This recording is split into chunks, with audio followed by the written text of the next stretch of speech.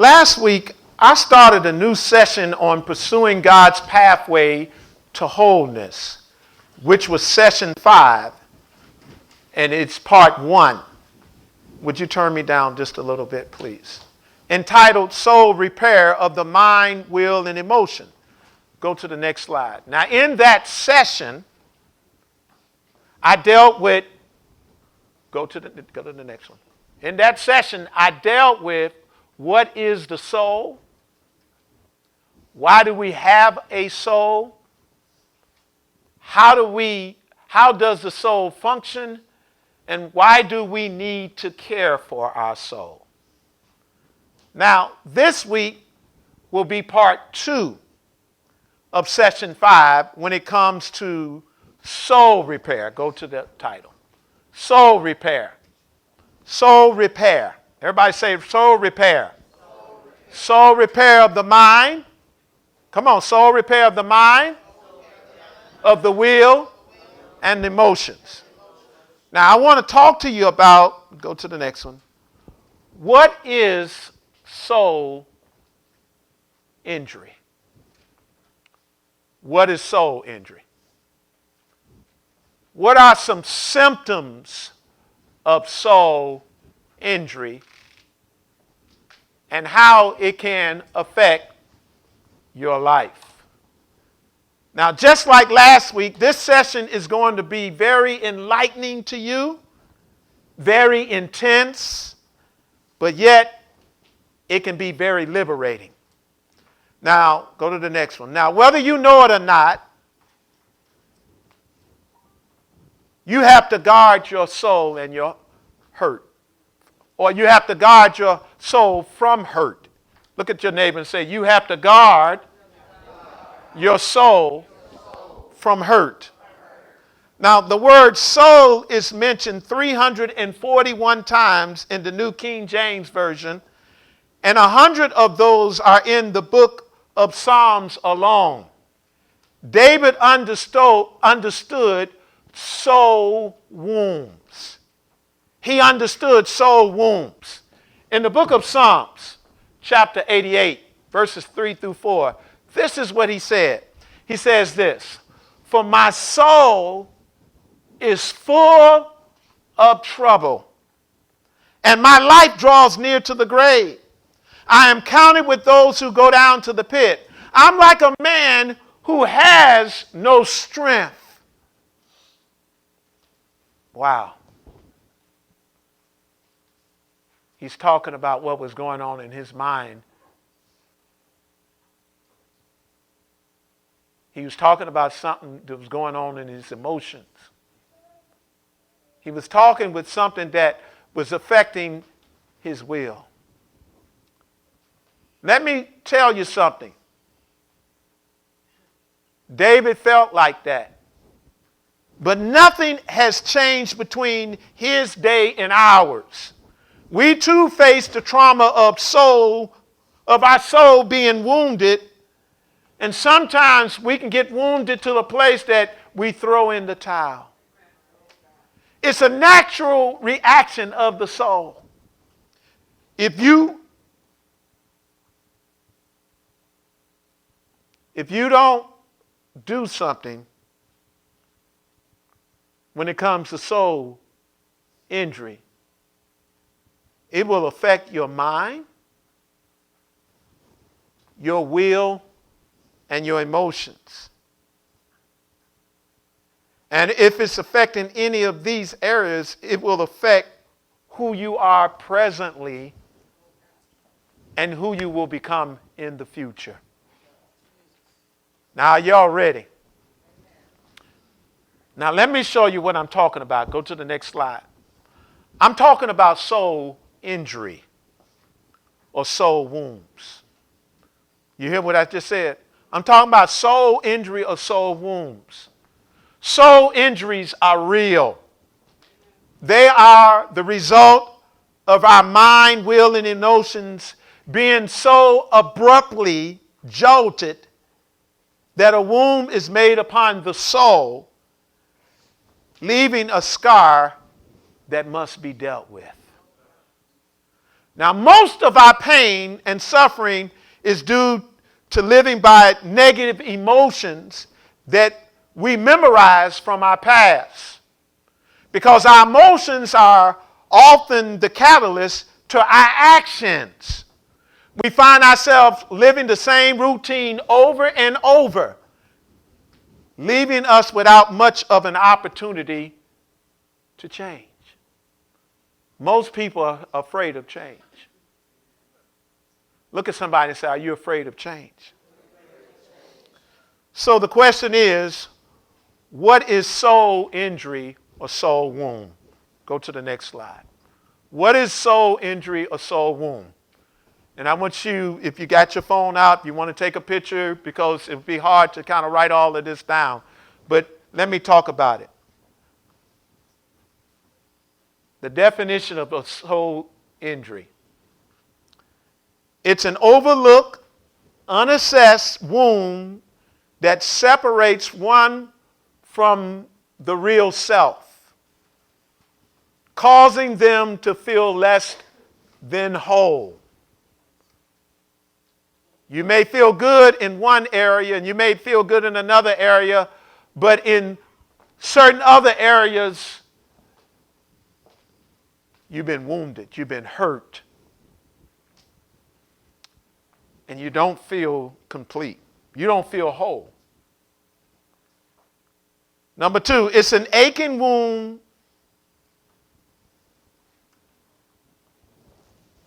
perpetuated by unmourned loss, unforgiving, guilt, shame, and diminished self-compassion that is often manifested as a sense of emptiness, loss of meaning, or a sense that a part of self is missing.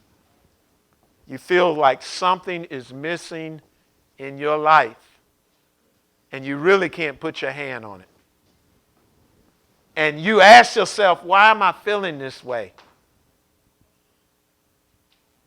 What is happening to me? I just don't understand everything. Are y'all with me?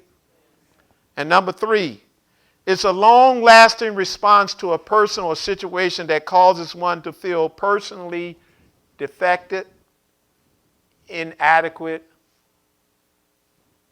or incomplete. Now, many people have acquired soul injuries at one time or another, including you and I. Life is often a roller coaster ride of emotions. It's full of ups and downs and filled with an array of unexpected surprises. It's nice to think that we will always be happy and fulfilled, but unfortunately, that's not always the case. The odds are stacked up against us. In fact, sooner or later, things won't entirely turn out as you had expected. And there's a possibility that you can get hurt along the way. There's a possibility that you can get hurt. Now, let me show you someone from my opening text who was affected by soul injury and how it affected his life.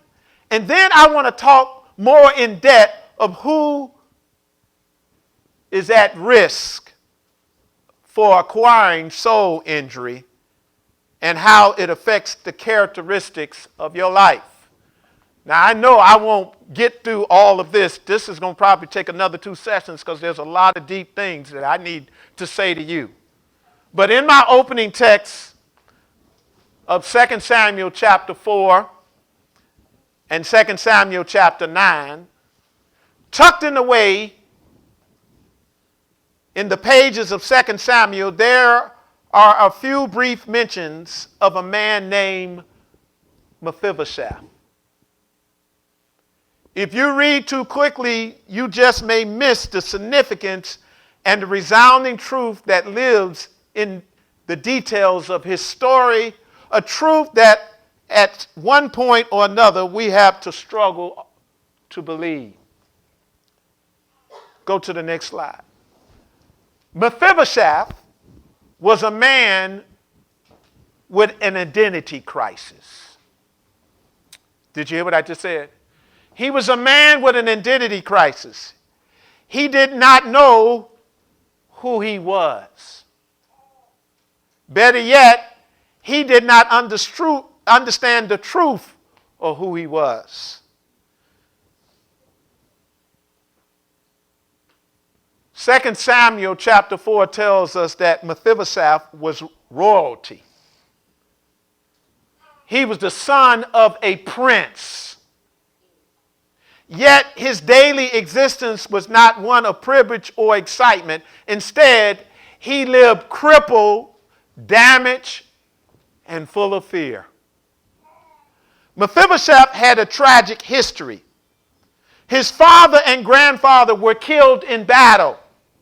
In an effort to protect him from the same enemies that had killed his father Jonathan and his grandfather King Saul, Mephibosheth's nurse ran with him. And at the point of the journey, Mephibosheth was dropped. He was dropped, and he was crippled for life. Before he knew it, his circumstances, location, and environment began to define who he was. He set his expectations according to this new identity, and consequently, he lived a life that was not fit for royalty. Now, let's look at this man called Mephibosheth. His life is a picture of disaster, disappointment, anxiety, and a lot of other things. Now, you think you have troubles. Now, in reading the story, we already know that Mephibosheth, he's motherless and fatherless because he's under the care of a nurse. Look what it says in 2 Samuel chapter 4:4. In 2 Samuel 4:4, it tells us that at the age of 5, he was just 5 years old, his father Jonathan, David's best friend, was killed in battle along with Jonathan's father, King Saul. Now, to add injury to insult, we are told that when Mephibosheth's nurse heard the news of the murder of his father and his grandfather, he panicked, or his nurse, she panicked, and she ran to try to protect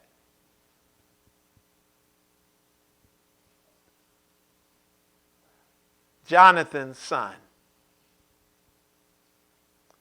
And in her running, the nurse dropped him, causing him to become crippled. So the baby prince, who was in the line of succession, he was in line of the succession to become king. Now he became a crippled beggar, living as an orphan in hiding. Now, what should have been a life of wealth became a life of misery, tragedy, and breakthrough. Now, I'm giving you some background because I need you to understand where I'm going. And this is not preaching, but this is teaching. And I need you to understand something. Look what it says in verse 4 again. It said, Jonathan, son of Saul, had a son who was lame in both feet. He was 5 years old when the news about Saul and Jonathan came from Jezreel. His nurse picked him up and fled, but as she hurried to leave, he fell and became crippled. His name was Mephibosheth.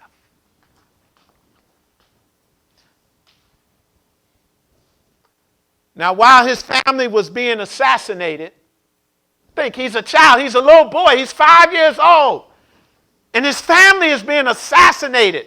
They're being murdered, and they're being banished And his future as king would never be fulfilled. He was born into royalty, but some tragic things are happening, and now this succession would never take place. Look at the next slide. And more than that, Mephibosheth was permanently scarred, or he was wounded in his soulish area. He was wounded. Are y'all with me? Now, we can relate to Mephibosheth being a victim of sad circumstances. Perhaps you can even testify to being victimized by others' mistakes, or even mistakes that you have made that you wish that you could take back, but you can't. Like Mephibosheth, who trusted his nurse, some of us can relate to being dropped by those whom we have placed our trust. Some of you have been dropped. It can be a family member, it can be a friend, it can be a loved one, it can be a close friend, it can be co-workers. You've been dropped. And you may be living your life, or we're living crippled lives because a person in whom we love and we gave our hearts to, they have dropped us. Are y'all with me? They have dropped us. Look at verse 4 again. Verse 4 says this.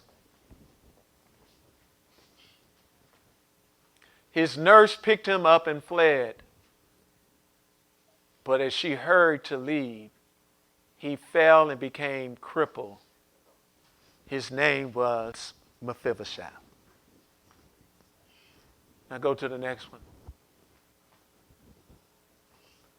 Just like Mephibosheth, we know what it means, or we know what it feels like to be dropped by someone or something.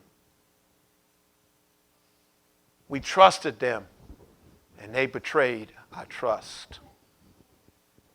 They hurt us. They disappointed us.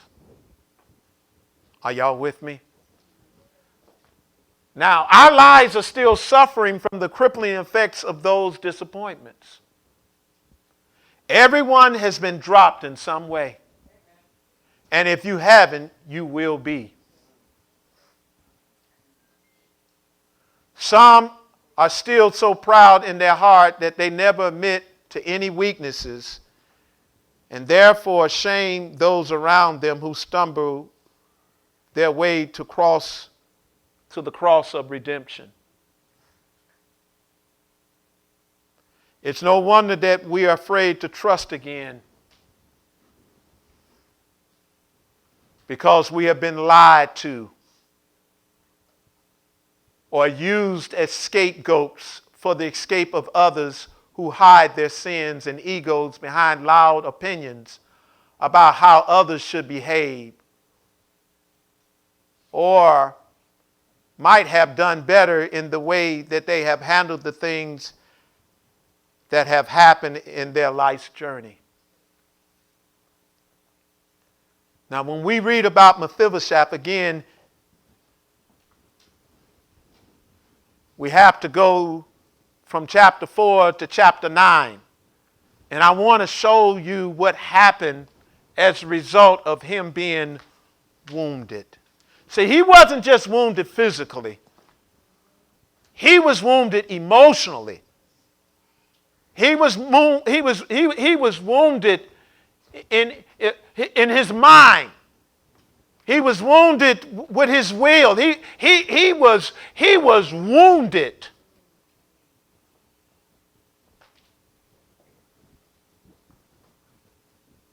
Now, his life doesn't start out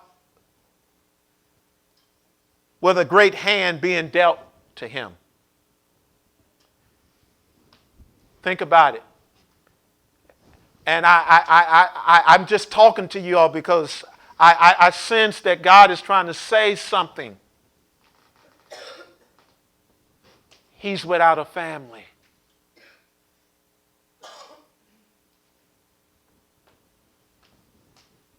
And he's crippled.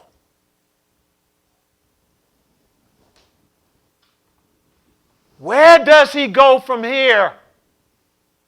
The next time we see Mephibosheth, he's living in the home of Mechar, a powerful Gittite. While here, Mephibosheth gets married. Mephibosheth obviously never acquired his own home or was very independent as he had to live with Mechar. Even though he should have been king, he didn't own his own home. Look at chapter 9, verse 4. It says this. This is what David asks, because David wants to honor him. He says this. Where is he? The king asked. Ziba answered, he's at the house of Mechir, son of Amelia, in Lodabar. He's in Lodabar. 12 years. Mephibosheth lives in a place called Lodabar. Everybody say Lodabar. Now, the name Lodabar means, listen to this, this is powerful. The name Lodabar means no communication, no word, no pasture. It's a place of nothing. Let me say it again. The name Lodabar means no communication, no word, no pasture, a place of nothing. Look what it says in verse 5. So King David had him brought from where? Lodabar, from the house of Mechar, son of Amelia. Now watch this. So many people are destined for greatness, but even though they're destined for greatness, they settle for Lodabar.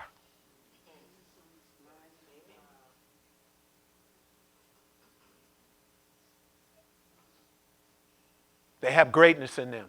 How many times have I seen people who have so much potential of doing things? And it seems like, they can do things, but their life is so out of disorder that they never are able to fulfill the potential that is within them. You see, Mephibosheth was destined to be king.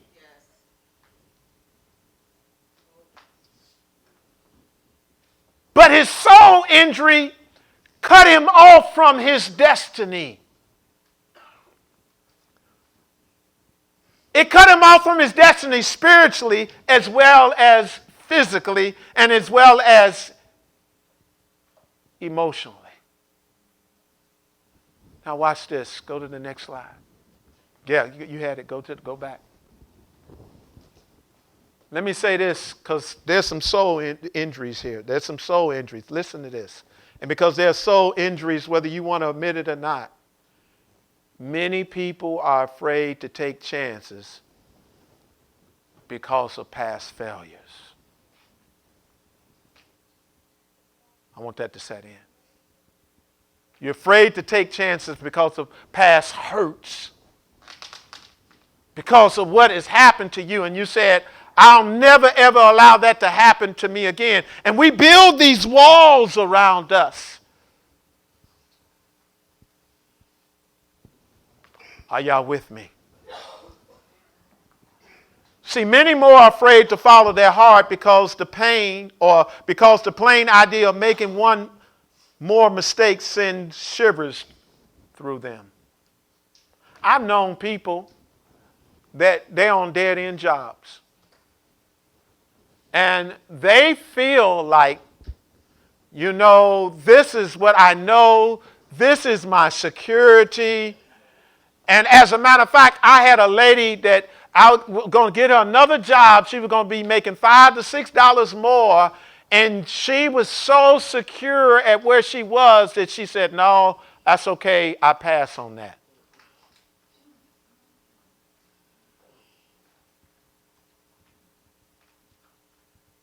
Because we like to be where we can be in control. We like to be in a place where it's familiar to us. And we don't want to take chances.